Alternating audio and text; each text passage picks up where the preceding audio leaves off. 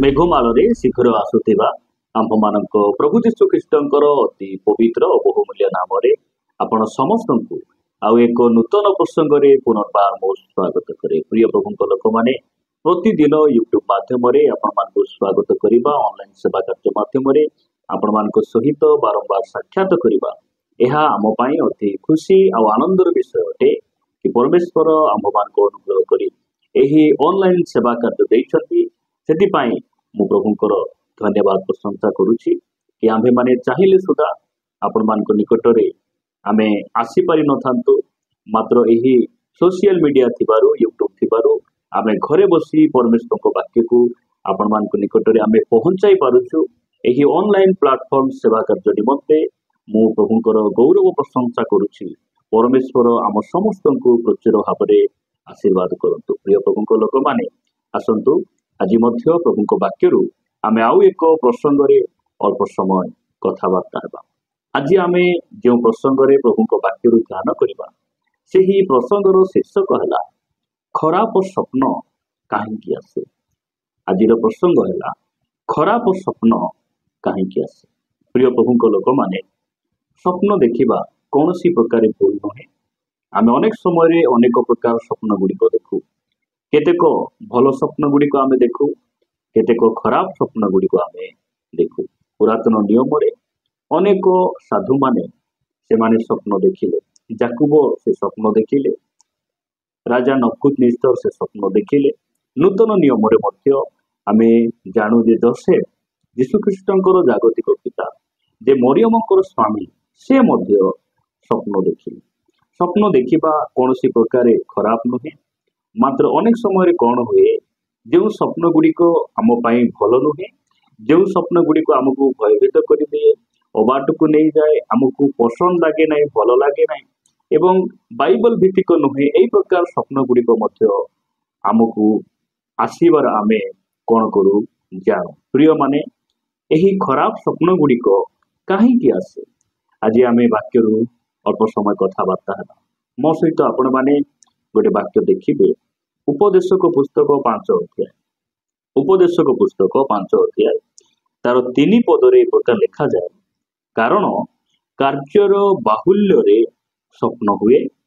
ପୁଣି ବାକ୍ୟର ବାହୁଲ୍ୟରେ ମୂର୍ଖର ରବ ହୁଏ। ପ୍ରିୟମାନେ, ଏହି ସ୍ଥାନରେ ଆମେ ସ୍ପଷ୍ଟ ଭାବରେ ଦେଖୁ ଯେ ସ୍ୱପ୍ନ ମନ ଇଚ୍ଛା ଭାବରେ ହୁଏ। ସ୍ୱପ୍ନ ତାର ସିଏ କେବେ ମଧ୍ୟ ଆସେ ନାହିଁ। ଏହି ସ୍ଥାନରେ ଆମେ ଦେଖୁଛୁ ଯେ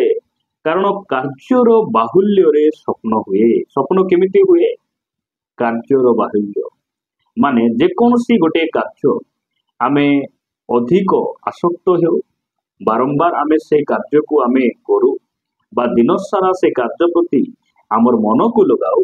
ତାହେଲେ ଆମକୁ ସେଇ ସ୍ୱପ୍ନ ହିଁ ଆସିବ। ଅନେକ ସମୟରେ ଯଦି ଆମେ ବେଶୀ ବାଇବଲ ପଢୁଛୁ, ତାହେଲେ ବାଇବଲର ସ୍ୱପ୍ନ ଗୁଡ଼ିକ ଆସିବ। ଯଦି ଆମେ ବେଶୀ ପାଠ ପଢାରେ ମନ ଦେଉଛୁ, ସେହି ପାଠ ପଢାର ସ୍ୱପ୍ନ ଆମ୍ଭମାନଙ୍କୁ ଆସିବ। ଯଦି କୌଣସି ସାଙ୍ଗସାଥି ସହିତ ଆମେ ବେଶୀ ବୁଲାବୁଲି କରିବାରେ ଆମେ ବେଶୀ ଆସକ୍ତ ହେଉଛୁ, ସେଇ ପ୍ରକାର ସ୍ୱପ୍ନ ହିଁ ଆମକୁ ଆସିବ। ଯଦି ଆମେ ବେଶୀ ପ୍ରାର୍ଥନାରେ ସମୟ ବିତାଉଛୁ, ପ୍ରାର୍ଥନା କରିବା ପାଇଁ ଆମର ମନ କ୍ଷୁଧିତ ତୃଷିତ ରହୁଛି, ଆମେ ଆସକ୍ତ ଅଟୁ, ତାହେଲେ ଆମକୁ ସେଇ ପ୍ରକାର ସ୍ୱପ୍ନ ଆସିବ। ଯଦି ଆମେ ମନ୍ଦ ଚିନ୍ତାରେ ଆମେ ଦିନ ସାରା ଆମେ ସମୟକୁ ବିତାଉଛୁ,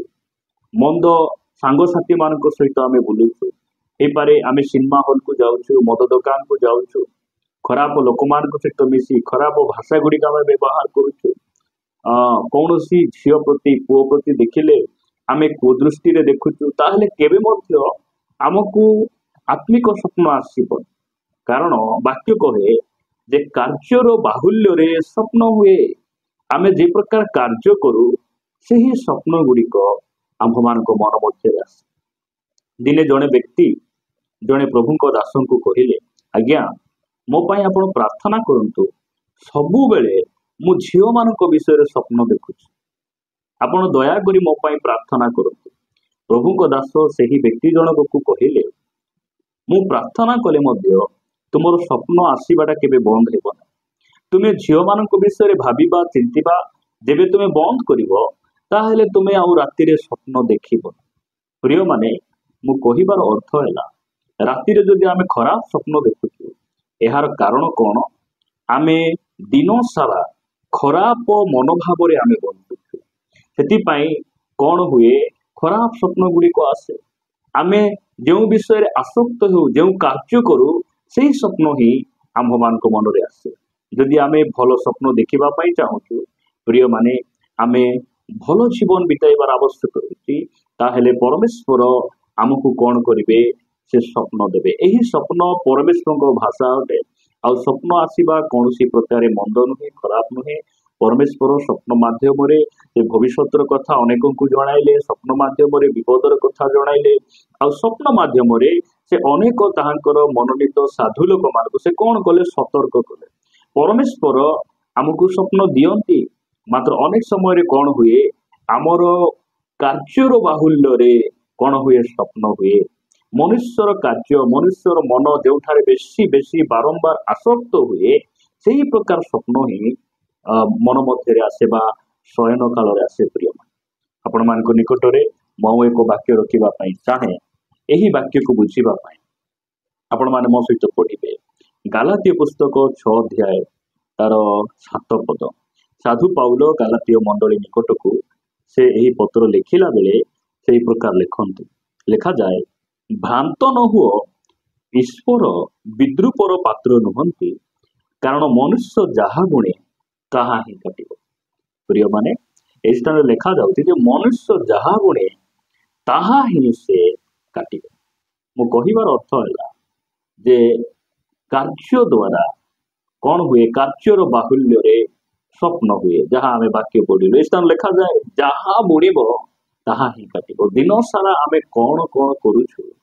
से सब विषय ही कौन हुए राति स्वप्न आसे अनेक समय कौन हुए जिते बेले आमे 2-3 जन गोटे सांगे आमे शोइथिला बेले जड़े व्यक्ति कौन हुए से कथा हुए जे आस आस बोली कहला भली जाओ जाओ बोली कहला भली मते पानी टिके दियो भात टिके दियो ए प्रकार कहला परी से माने कथा हुंती कारण दिन सारा से माने सही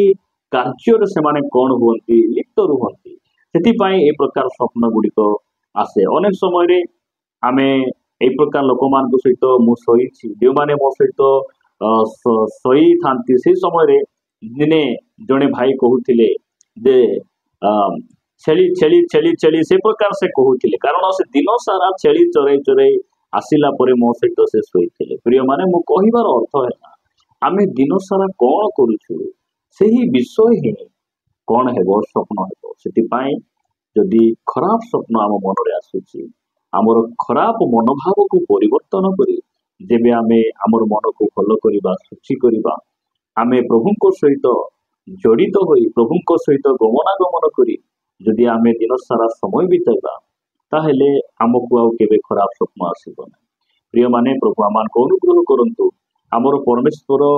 स्वप्न माध्यम रे कथा हुंती ताहांको दास मानक मध्य रे कथा हुंती तांको वाक्य द्वारा से कथा हुंती स्वप्न आसीबा कोनसी प्रकार भूल नुहे किंतु आमे जदि खराब स्वप्न आम मन रे आसुची सेटिरु जदि आमे मुक्त हेबा पई चाहूँ ताहेले दिन सारा आमे कोन करूछु ताहा प्रति आमे ध्यान देबार आवश्यक रहउछि प्रभु ए वाक्य दी आम प्रत्येक को प्रचुर भाव में आशीर्वाद करतु आसतु मत प्रार्थना करवा प्रेमिक स्वर्गीय पिता मु तुमको धन्यवाद दिए